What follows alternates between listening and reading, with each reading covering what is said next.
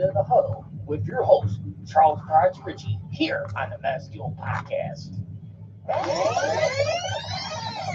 This thing belongs to Mr. Roney, belongs here, and let's see if we can bring this damn thing back here next year, along with the Super Bowl. Here we go. The game is over. The Pittsburgh Steelers did it the hard way.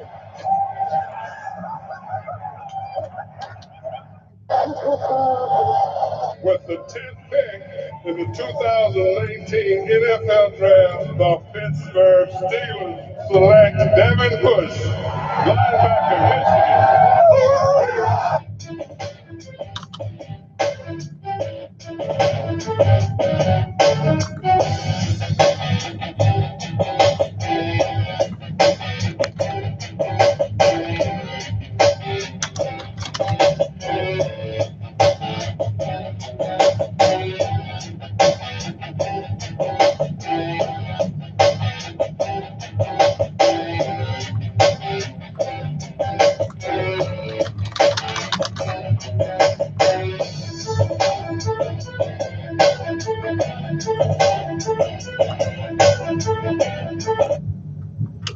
And good evening, everybody, and welcome to this edition here of the Mass Steel Podcast with the one and only, yours truly, Charles Bryce Ritchie. As we got a lot to unfold here right now, as this week, as everyone remembers, since it was reported by ESPN's Adam Schefter, you can follow him on Twitter at Adam Schefter. And according to him, remember, the owners were looking to include a new CBA that was being proposed, which included not only a 17-game regular season, but also expand the playoffs. Another part in the deal included in the new CBA was that they'd be trying to go a little bit more lenient on off-the-field conduct, and where they would try and have a neutral arbitrator involved aside from Commissioner Roger Goodell. The biggest thing too was that they'd be having their revenue share jump from 48 to 48.5%, which would be a $5 billion swing in the players' favor. It's still debatable if that's going to be including fully guaranteed contracts that a lot of these players were searching for. And don't forget too that they were going to go a little bit more less on the international games. So they'd still be having like your games like split at home and on the road, as everyone may recall. And then for the 17-game, owners have proposed capping an additional game check at $250,000. But however, the revised deal will give players the full prorated value of their contract for the extra contest. What does this mean for the Steelers? And with the uncertainties of the CBA, there's some more questions. Mark Boley of The Athletic wrote a good article earlier today on that, and we're going to get into that in Fair or Foul. For those of you joining in, once again, if you guys want to call in, the phone lines are open. The phone text line, the dial in, it is 312-209-2232. Again, that number is 312-209-2232. You can follow me on Twitter at Project Ritchie.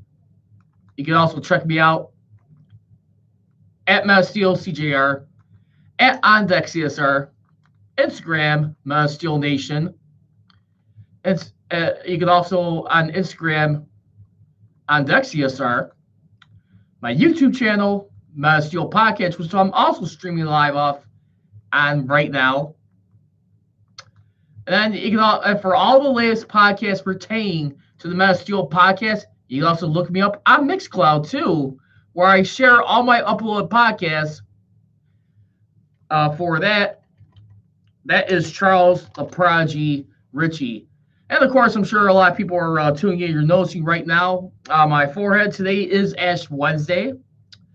So for all of you who went to church or even just had time to get your ashes for today, remember this is going to be the 6 weeks of Lent right now. That is starting up. And right now, I know one of the things I'll be giving up for Lent season will be regular soda. So I'm going to just stick to Diet Pop for right now. But that's a whole other story for another day. I hope people are having a fantastic Ash Wednesday. And like I said, I want to hear from you again. Please don't hesitate to call. You can call anytime. The show usually starts at 6:30 and usually ends a little bit after 7 o'clock. Today will be a quarter after 7 is when this show will get off the air. But I want to hear a lot of your fans' reaction right now as far as what the new CBA. I mean, how many people are liking the idea of having the playoffs expand? But here's the catch to it. The only problem that we could see running into is that you're going to be having only the top seed in each conference with the bye as opposed to the top 2 teams in each conference. And for the Steelers, that's not always the best in their scenario. I mean, right now, they're going for a reshuffling of the deck, if you ask me, because right now, I mean, one of the things, too, that Mark Boley did point out with the uncertainty of the CBA, this could handicap them in certain areas as far as trying to restructure contracts. Like I said, we'll get into that again towards the end of the show, but I think it's definitely very interesting, and I do feel, and I maintain this, the owners are trying to bull rush this thing, if you ask me, in my opinion. And it just seems to be the same old story with them, with the players' union. I have a feeling this was, once again, they're just trying to be slick. And I don't know if it's just slick as far as like just living in their own fears. What happened on the last CBA, where they did lose a preseason game, which is the Hall of Fame game. And that happened about a decade ago. That was in 2011. And you try to wonder, is that part of the incentive right there? That they don't want to go through losing any more football games such as they did the preseason. What I will tell you is that when the players union, they voted 17-14 and one person against, I believe it was. Let's take a look at it. So as noticed by NFL on ESPN, the votes to send the full membership was 17-14 with one abstention. And NFLPA President Eric Winston said, I have said repeatedly that there will be white smoke when there is white smoke, according to Winston. The one thing we're not doing is rushing into anything. The one thing we're not doing is rushing through this.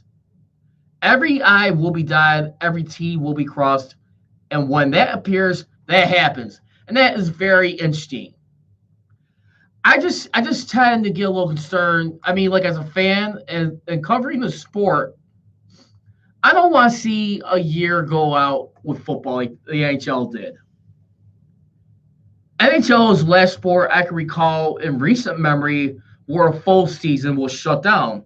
And that was 2004, 2005. And don't forget, another team in Pittsburgh, it was a franchise, the Penguins, who was in very poor financial times at that state time. Shortly after Mario Lemieux retiring from back injury, he came back to play once again, tried to buy a majority of the team through his business ventures. And look at what happened. I mean, they're able to survive. Yeah, they did have a whole season shut down, but they were able to win the Sidney Crosby sweepstakes. And it did nothing but have good fortunes for them in the future. So it didn't work all that bad, but I'm just saying, for me, I don't want to see that happen with the NFL and yet going our year with the Steelers. I just feel right now it is not a stable relationship. If you're a Steeler fan, you have to be concerned with this. Because remember, they got a lot of issues right now as far as trying to get under the cap. And I'm not so much in a panicky mode about that. But you also got to look at this, and this is coming from Spoke Track, because we're going to take a look at it right now and digest the Steelers salary cap situation right now. As it stands, their estimated cap space, they are $8.30 million in the hole right now. The estimated cap space for the top 51 rule is $2.18 million. So they definitely got a lot of work to do in there. I mean, there's going to be some interesting decisions right there. I mean, you got right now, as far as like your top cap hits going on right now for this season. I mean, you got, aside from Ben Roethlisberger, who's going to be hitting the Steelers with a $33.5 million cap hit. You also got Stephon Tuitt with, right now, $14.94 million. David DeCastro, he's another one who you're going to probably have to make a decision on, who's got $13.65 million in cap hit for the Steelers. He will become an unrestricted free agent following the 2021 season. Will it make sense for the Steelers right now to consider adjusting him? I think these are a lot of tough decisions you have to make. But again, the key thing is here, according to Mark Kaboly, there's still a lot of unknowns as far as how the salary cap structure is going to be taken into effect. And don't forget, too, that you also got outside linebacker T.J. Watt. If this new CBA were to go into effect, remember I said on the previous podcast, and I want to say a big shout out once again to Stan Savran. If you're out there viewing or listening right now, thank you for being part of the Metal Steel podcast this past Monday. It was a pleasure having you. But guy like T.J. Watt, who's going into his fourth season, not only will his fourth year, but his fifth year will be guaranteed under this CBA. I mean, think about that. So you got a lot of stuff riding on the table here.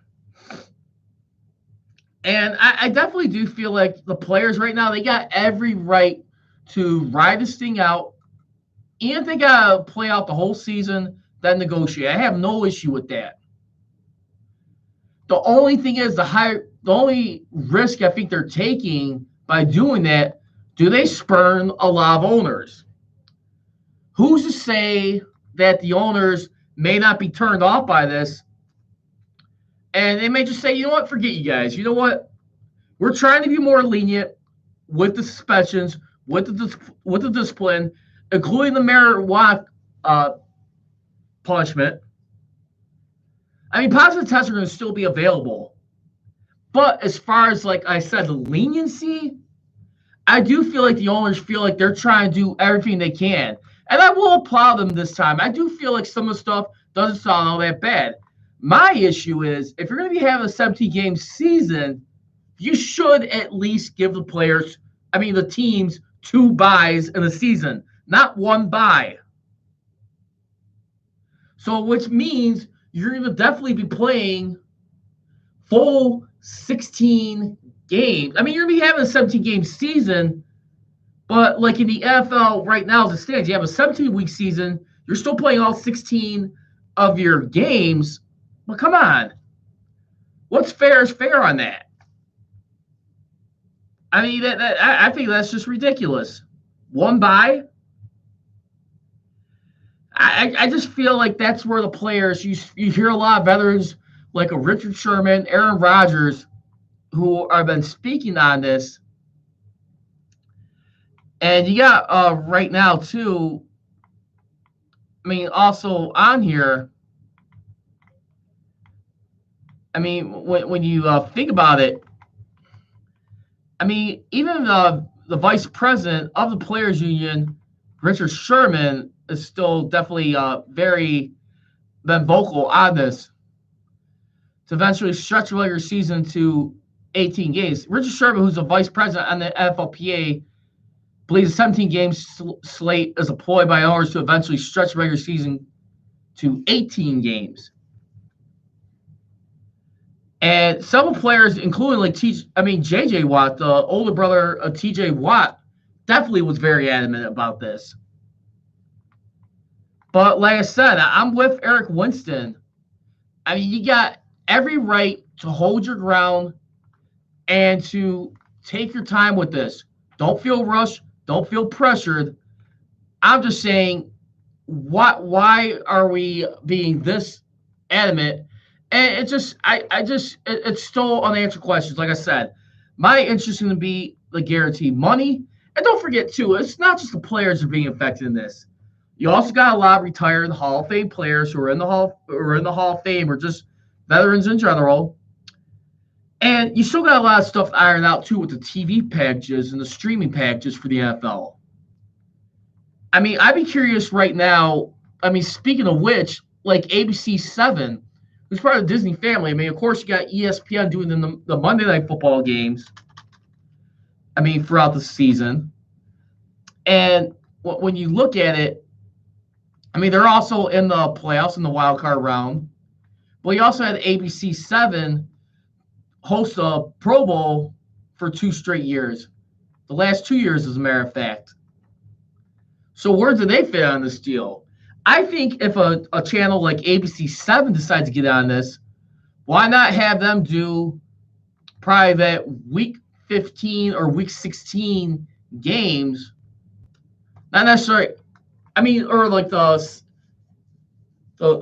second and third last games of the season, have them get on the television package with CBS or Fox or NBC, Sunday Night Football. Let them get in there. You may as well. And another thing, if it comes to the playoffs, I would personally like to see, in my opinion, why not have a Monday night playoff game? I mean, and I'm talking about more particularly to the wild card round. I think that'd be a cool suggestion. I don't know about anybody else, but I would like to hear your thoughts. Again, if you guys want to dial in, it is the number of text line to dial is 312-209-2232. Again, that's 312-209-2232. I can be followed on Twitter at Prodigy Richie, at MassSteelCJR, at OnDeckCSR, Instagram, Mass Steel Nation, OnDeckCSR, my YouTube channel, Mass Steel Podcast, and of course, look me up on Mixcloud, Charles the Prodigy Richie. So those are a lot of the bases of the show right now. And another thing that Adam Schefter notes, and we're going to get into more Steelers here in just a second, but I really feel like today's Steeler podcast, we had to focus on the CBA. It's been a lot of pressure, put on, as you know, by the owners and the players having to negotiate things and check and see where things stand. I just feel like right now what we have to figure into the Steelers' future. Also, as reported by ESPN, Le'Veon Bell, according to the New York Jets GM, as we look at some other news, General Manager Joe Douglas was quoted in regards to Le'Veon Bell. There hasn't been talk as far as him going anywhere. Douglas said, "We're excited about Le'Veon. Le'Veon has been a great teammate. I can't tell you how great he's been. We're excited to have him." So if any ideas of the Steelers trying to make a trade for Le'Veon Bell, don't give your hopes up just yet. Try and bring him back this season. And to be honest with you, I don't know if it will be necessarily the wisest of ideas, to be honest with you. Considering what you got laying on the line in this new deal. As we look at things here. And I got a comment right now as we look at things. Fernando Curley, Sanders. Hey, what's up, Fernando? Welcome to the Mass Steel Podcast. Saying, what's up, Steeler fans? Glad to have you on here. I'd like to hear your comment, Fernando. Feel free to comment what you feel about the new proposed CBA, having the season put up to 17 games. And not only that, but what do you think of Richard Sherman's idea that they're trying to make it an 18-game season? They're trying to use this as leverage. You'll have a bye, but you still be playing 17 games.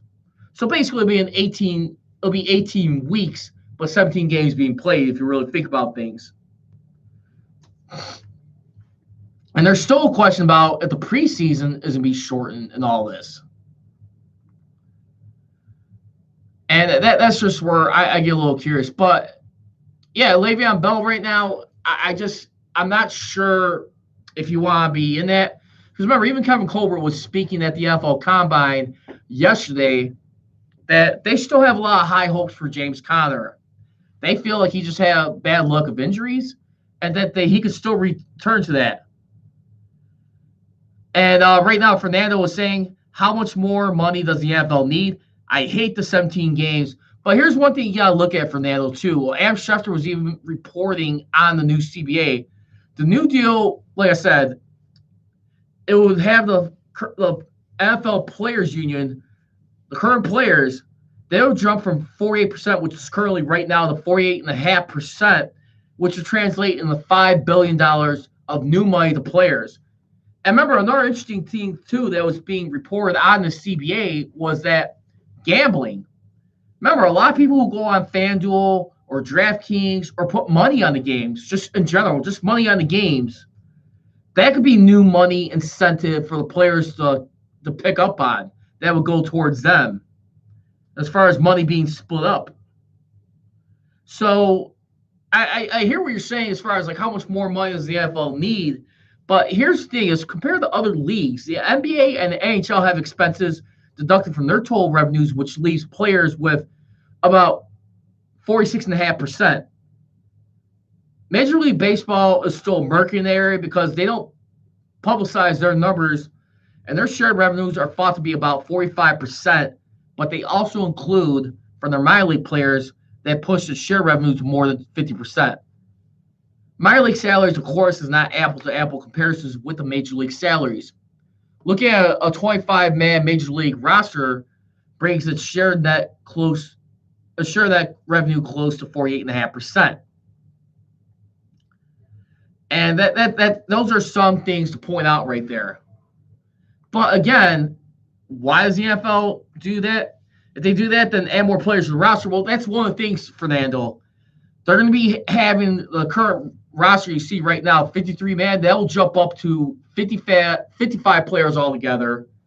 And then as far as like one other thing too, another big tidbit here in this too, training camp practices will be reduced from 28 to 16.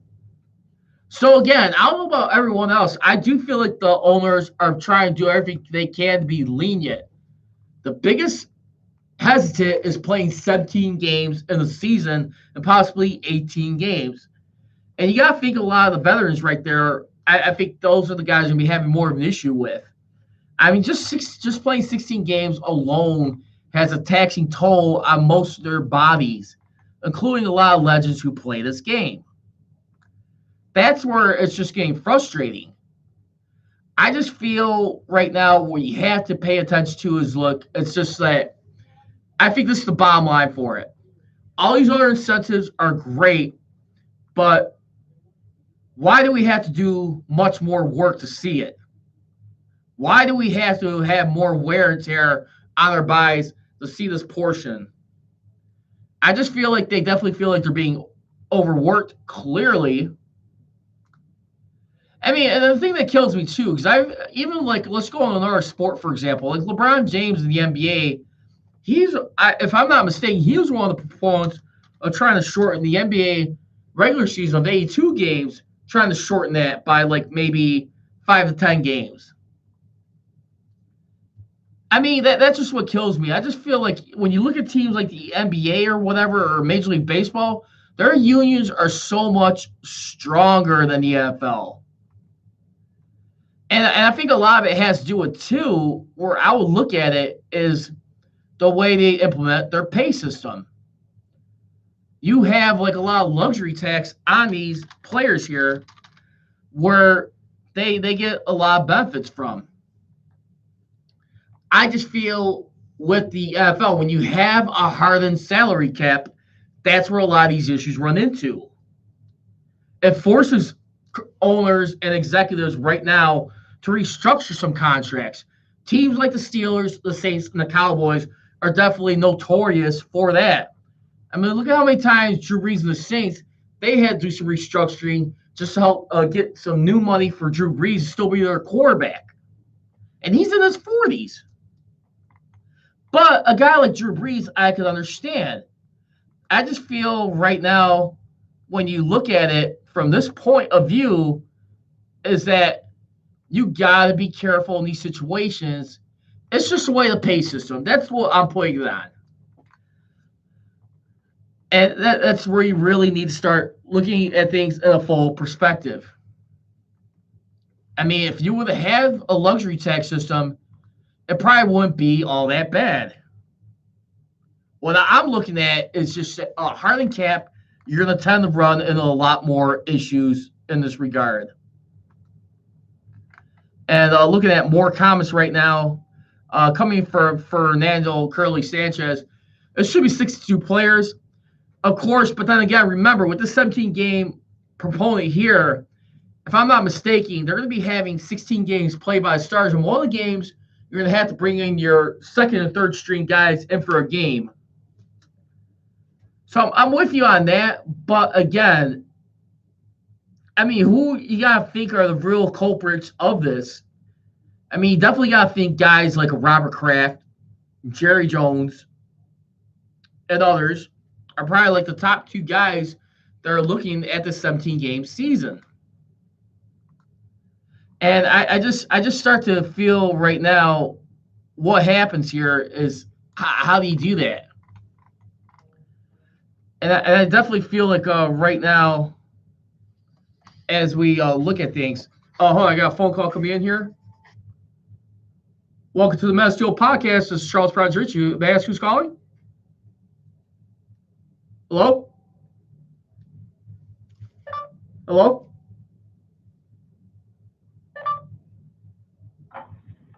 Hello? This is an Everbridge message from Kano. Okay, please listen to the entire.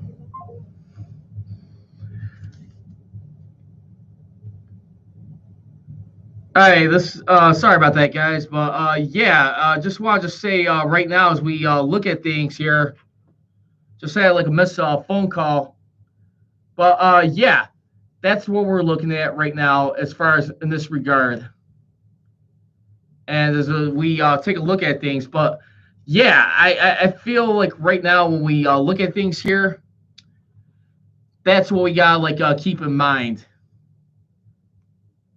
And those are the issues right there. So now let's get ready to get into fair or foul right now here, as we look at things right now. Fair or foul topic number one. With the salary cap being unknown right now, the Steelers, for the time being, will definitely run some issues restructuring contracts.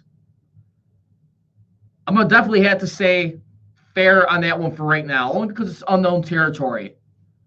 I'm not going to be holding my breath just yet on what happens as far as with the Steelers are concerned, as far as with the cap, but more particularly, what do we look at here? And this is where I get like a little concerned right now, is just that when we look at it, I just feel like there's just a lot of unknowns. I mean, like I said, you got the guys on here on this roster. Like I said, let's look into it once again. You got the guys for the biggest cap hit to come up here. Aside from Ben Rossman, who's got 33.5. You got Stephon Tuitt at $14.94 million. David DeCastro at $13.65 million. Cam Hayward at $13.25. And remember, he signed, I think, like a 5-6 year extension, a 6-year contract with the Steelers back in 2015. So this is going to be his last season. He'll be set to become an unrestricted free agent next season. So even if the Steelers were to tag Bud Dupree or come to a contract agreement, how many guys on this defense are going to have to part ways with here? I mean, when you think about things. Remember, I mean, you got Joe Hayden at $12.6 million. They did a new 3-year contract with him. It was as Ed Bouchette says, the Steelers never do 3-year contracts. I mean, never do 2-year contract extensions. You just do a whole new 3-year contract. That's what I look at from here. So those are some big eyeballs right there to pay attention to. And what we'll find out is definitely time will tell. But that's going to do it for this edition of the Men of Steel podcast here. Again, you can check me every Mondays and Wednesdays at 6:30 p.m. Central Standard Time. You can follow me on social media, on Twitter, at Prodigy Richie, at Metasteel CJR, at On Deck CSR, Instagram, Metasteel Nation. Then, of course, you can check me out on my YouTube channel, Metasteel Podcast, and then look me up on Mixcloud for all the latest Metasteel podcasts I be hosting here. You can check out following the live streams. As I always leave you, don't be trolling, be rolling. Here we go, Steelers. Here we go. I gone.